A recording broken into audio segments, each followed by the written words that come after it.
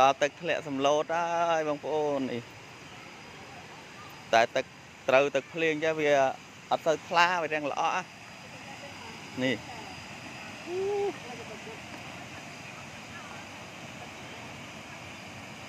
បើចំខែអត់ទៅភ្លៀងវិញទឹកថ្លាល្អតែនេះទឹកទៅភ្លៀងរួចចេះល្អបន្តិចអូនកន្លែងអ្នកលក់តោះហេរកកន្លែងញ៉ាំបាយញ៉ាំអីសិន